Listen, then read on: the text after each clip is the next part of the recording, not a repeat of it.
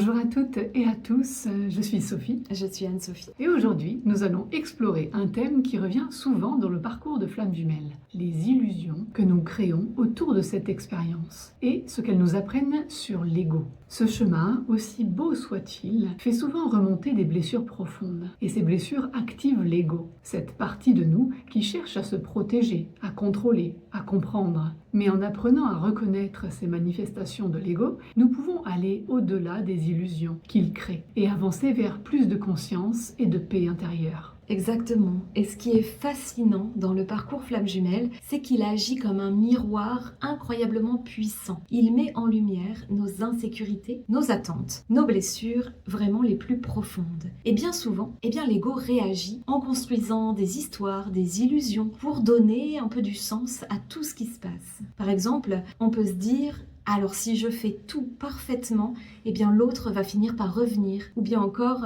si je comprends exactement ce que je dois guérir, tout va se débloquer immédiatement. En fait, ces pensées, elles viennent souvent d'une peur, de l'abandon, ou alors encore d'une envie de contrôle. Et ce sont des mécanismes de l'ego pour éviter la douleur ou l'incertitude. Reconnaître cela, c'est déjà un premier pas. L'ego n'est pas un ennemi. C'est une partie de nous qui cherche à nous protéger, mais elle le fait avec les moyens qu'elle connaît, le contrôle, la projection, parfois même le déni. En observant ces mécanismes, vous pouvez commencer à vous demander: est-ce que cette pensée me rapproche de ma vérité ou est-ce qu'elle m'enferme dans une illusion? Un outil très simple, c'est de vous arrêter quand vous sentez une émotion forte surgir, quand vous êtes pris dans une spirale de pensée. Prenez une respiration profonde et demandez-vous: qu'est-ce que cette émotion essaie de me montrer? Est-ce que je suis dans la peur ou dans l'amour en ce moment? Cela permet de ramener votre attention vers l'intérieur et de créer un espace de conscience. Et un autre point essentiel, c'est la patience. L'ego, il veut des résultats rapides, il veut des solutions immédiates. Mais le parcours Flamme Jumelle, ou ce parcours de connexion, d'âme, est un chemin d'évolution et c'est pas une destination qu'il faut atteindre. En fait, chaque étape, même les plus inconfortables, vous enseigne quelque chose sur vous-même. Plus vous acceptez de vivre ces phases comme des apprentissages, et moins l'ego aura besoin de contrôler. L'idée, c'est pas tellement de faire taire l'ego ou encore moins de le supprimer, il s'agit plutôt de le mettre et de le remettre à sa juste place, de lui permettre de s'apaiser en prenant appui sur votre conscience. Et c'est cette conscience qui vous guide, qui vous permet de voir au-delà des illusions et qui vous aide à avancer avec de plus en plus de sérénité. Alors la prochaine fois que vous sentez l'ego réagir, que vous vous sentez pris dans des attentes, dans des projections, prenez un moment pour respirer, pour revenir à vous.